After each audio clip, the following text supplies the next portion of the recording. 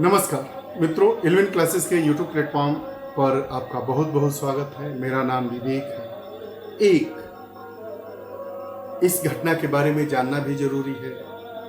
हमारा नैतिक स्तर कितना गिरता हुआ चला जा रहा है। दूसरा भगवान कहे जाने वाले डॉक्टर, एक ट्रेनी डॉक्टर जब रात को अपने नींद को, अपने परिवार को त्याग कर हॉस्पिटल में मरीजों की जान को बचाने के लिए अपनी ड्यूटी पर तैनात होता है और उस तैनाती के समय उसके साथ ऐसी घटनाएं की जाती है, ऐसे घिनौने कृत्य किए जाते हैं कि सुबह उसका शव प्राप्त होता है। यह भारत को ही शर्मसार करने वाली घटना है, जो भारत की छवि को विश्व पटल पर कितना धूमिल करती है, इसका अंदाजा नहीं लगाया जा सकता। क्या हमारी संवेदनशीलता शून्य हो गई है कि हम ऐसे ऐसे घिनौने कृत्य और अपराध को अंजाम दे देते हैं? हमारा हृदय कैसे इन सब चीजों को कर पाने के लिए कहता हो?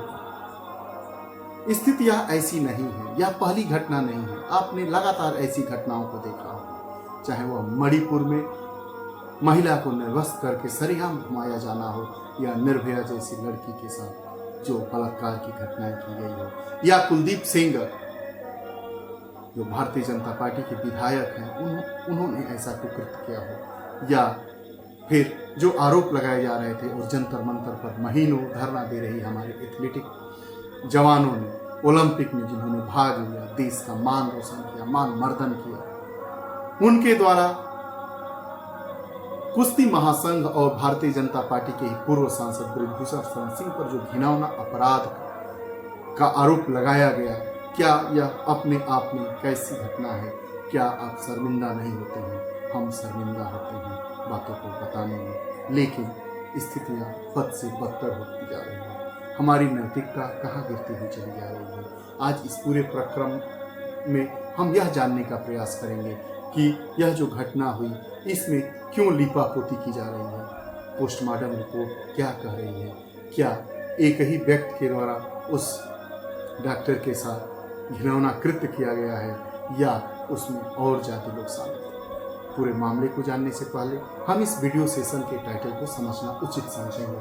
Kolkata rape murder case, postmortem report रोंगटे खड़ी कर देगी। आइए बात करते हैं। Kolkata rape murder case, postmortem report रोंगटे खड़ी कर देगी। 9 अगस्त की सुबह ट्रेनी, मतलब अभी वह डॉक्टर नहीं थी, अभी ट्रेनी डॉक्टर थी, का शव मिलने के बाद मामला तूल पकड़ता हुआ चला जा रहा है। मामला तो इतना तूल पकड़ लिया है कि पश्चिम बंगाल की मुख्यमंत्री ममता बनर्जी भी सड़क पर आ गई है, आंदोलन कर रही है कि सीबीआई जांच हो, जांच का खुलासा हो, किसी को बचाया ना जाए। क्या स्थिति हो गई है? पोस्टमार्टम रिपोर्ट में क्या आया?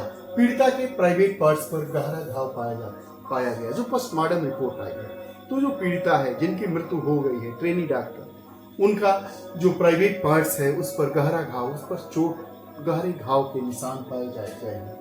पीड़िता की चीख दबाने के लिए उसकी नाक, मुंह और गले को लगातार दबाया गया। पीड़िता चिल्लाए ना, इसलिए उसकी चीख को दबाने के लिए उसके गले को, नाक को, मुंह को दबाया गया। गला घोटने से थायराइड कार्टिलेज टूट गया। गला घोटने से थायराइड कार्टिलेज जो होता है वह टूट गया और उसकी मृत्यु हो जाती है। पीड़िता के सिर को दीवार से सटा दिया गया, जिससे वह चिल्ला न सके। पेट, होंठ, उंगलियां, बाएं पैर पर चोटें आई। फिर इतनी जोर से हमला किया गया कि जो पीड़िता चश्मा पहनी थी, वह चश्मे का ग्लास टूट जाता है और वह ग्लास उसकी आंखों में धंस जाता है और खून निकलने लगता है। All India government doctor association के एडिशनल सेक्रेटरी डॉक्टर सुवर्णा गोस्वामी का कहना है कि जो पीड़िता की पोस्टमार्टम रिपोर्ट आई है, उसमें 151 मिलीग्राम सीमेन पाया गया है। यह किसी एक व्यक्ति के द्वारा एक बार किया गया यह घिनौना रेप की घटना नहीं हो सकती है। या तो एक ही व्यक्ति के द्वारा कई बार या कई व्यक्तियों के द्वारा इस रेप की घटना को अंजाम दिया गया हो। ऐसा इस पोस्टमार्टम रिपोर्ट से ऐसा प्राप्त होता है, ऐसा मालूम चलता है।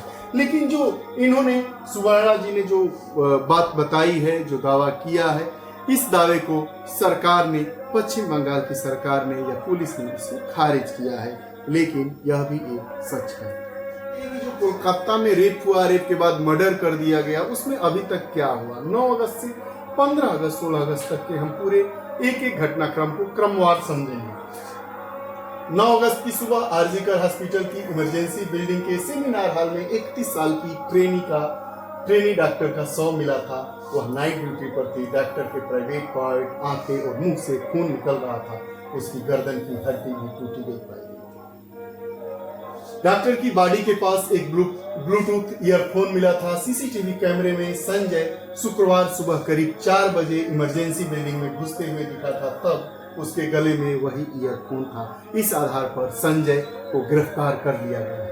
हालांकि सुबह करीब 6 बजे जब वह बिल्डिंग से बाहर निकला तो उसके गले में ईयरफोन नहीं था। यह भी इसको एक बताया जाता है कि यह भी एक साजिश में, यह भी एक रेपिस्ट था।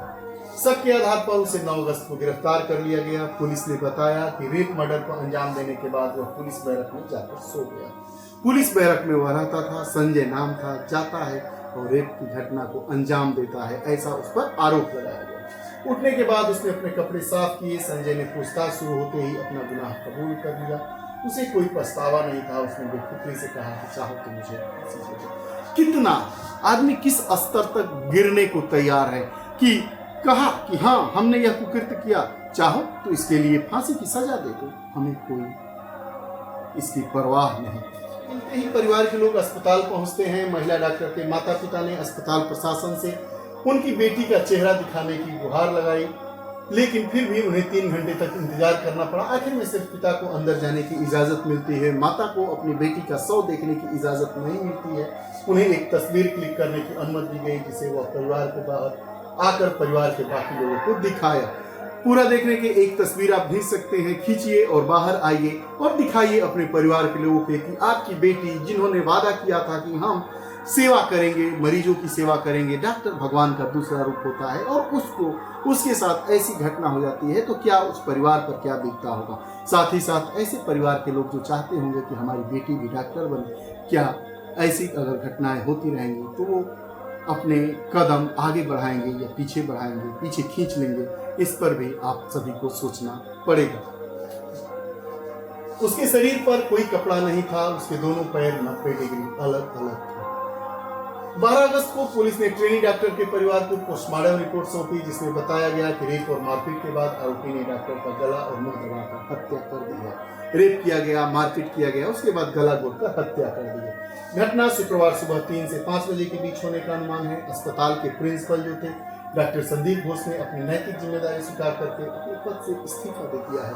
इन्होंने इसकी अपनी नैतिक जिम्मेदारी स्वीकार करते हुए पद से इस्तीफा दे दिया है। 13 अगस्त को कलकत्ता हाई कोर्ट ने RG Kar medical college and hospital में ट्रेनी डॉक्टर से रेप मर्डर केस की जांच सीबीआई को सौंप दी है। यह जांच सीबीआई को सौंप दी गई है। राज्य सरकार कल सुबह 10 बजे तक सीबीआई को केस डायरी और दूसरे रिकॉर्ड ट्रांसफर करेगी। राष्ट्रीय महिला आयोग की टीम घटना स्थल का दौरा की है। सीबीआई को जांच सौंप दी गई है। कोलकाता रेप मर्डर मामले में federation of resident doctors association FORDA ने स्वास्थ्य मंत्री जेबी नड्डा से मुलाकात करते हैं और आरजीकर हॉस्पिटल में जो घटना हुई है उसके सभी अधिकारियों के इस्तीफे की मांग की थी। बातचीत के बाद डॉक्टरों की हड़ताल को समाप्त कर दिया गया, खत्म हो गई। 14 अगस्त को all India government doctor association के एडिशनल सेक्रेटरी डॉक्टर सुवर्ण गोस्वामी ने पोस्टमार्टम रिपोर्ट के हवाले से कहा कि ये रेप नहीं है, यह गैंग रेप है। यह किसी एक व्यक्ति के द्वारा किया गया कृत्य नहीं है, यह तो गैंग रेप है। ऐसा डॉक्टर एसोसिएशन के जो सेक्रेटरी थे डॉक्टर सुवर्ण गोस्वामी ने ऐसा कहा है। उन्होंने बताया कि ट्रेनी डॉक्टर के प्राइवेट पार्ट से 151 मिलीग्राम सीमेन मिला है। इतनी ज्यादा मात्रा किसी एक शख्स की नहीं हो सकती है। रेप करेंगे तो जो सीमेन की मात्रा होती है वह एक पुरुष की 151 मिलीग्राम नहीं हो सकती है। यह गैंग रेप है, अर्थात कई लोगों के द्वारा बारी बारी से उस ट्रेनी डॉक्टर के साथ घिनौना कृत्य रेप किया गया। उसके बाद गला घोट कर मार पीट कर उसको मौत के घाट उतार दिया गया। 14 अगस्त की रात घटना के 5 दिन बाद आंदोलन कर रहे प्रदर्शनकारी हिंसक हो गए हैं। उन्होंने केजीआर अस्पताल में घुसकर तोड़फोड़ की। पश्चिम बंगाल के राज्यपाल सीवी आनंद बोस गुरुवार को अज्ञात बदमाशों द्वारा की गई तोड़फोड़ के बाद स्थिति का जायजा लेने के लिए आरजीकर मेडिकल कॉलेज अस्पताल का दौरा किए हैं। देश के प्रत्येक कोने पर तमाम तरह की बातें की जा रही है। उस महिला ट्रेनी डॉक्टर को उसका हक मिले, जो दोषी हैं उनको कठोरतम सजा मिले, ऐसा सरकार के द्वारा वादा किया जा रहा है। राजनीतिक बातें भी हो रही है, राजनीतिक दल अपनी रोटियां सेकने को भी बेताब है, लेकिन उस माँ पर क्या गुजरती होगी जिस माँ ने अपनी बेटी को खो दिया, जो प्राकृतिक मौत नहीं थी, जो रेप के बाद मर्डर किया गया था, वो भी रेप, गैंग रेप की संज्ञा जिसे दी जा सकती है। क्या कोई अपनी बिटिया को, अपनी बहन को डॉक्टरी पढ़ाने के लिए भेजेगा या नहीं भेजेगा, यह भी प्रश्नवाचक चिन्ह के दायरे में आता है। ये रहा पूरा मामला। आपको हमारा वीडियो सेशन कैसा लगा कमेंट बॉक्स में जरूर बताइएगा। आगे हम बात करेंगे कि आखिर भारत में क्यों होती है ऐसी रेप की घटनाएं, चाहे निर्भया कांड हो या यह मणिपुर वाली घटना हो, चाहे यह कोलकाता वाली घटना हो। यह सभी घटनाएं हमें अपने जीवन को शर्मसार कर देती है। तो इसके पीछे क्या वजह हो सकती है, क्या नैतिक वजह हो सकती है, सामाजिक वजह हो सकती है, राजनीतिक वजह हो सकती है, या मानसिक विक्षिप्तता इसका कारण हो सकता है। अगर ऐसी घटनाएं कोई करता है तो उसके लिए हमारे कानून, क्या क्या कानून हैं, उसकी कौन कौन सी धाराएं हैं, उनको किस प्रकार के दंड से दंडित किए जाने का प्रावधान है, नेक्स्ट वीडियो में हम इस पर भी बात करेंगे। जरूर बताइएगा। अगर आप हमारे चैनल से नहीं जुड़े हैं तो चैनल से जुड़िए, बेल आइकन का बटन दबाइए ताकि जो भी वीडियोस आए उसका नोटिफिकेशन आप तक पहुंचे और आप उसका लाभ उठा सकें। बहुत बहुत धन्यवाद। नमस्कार।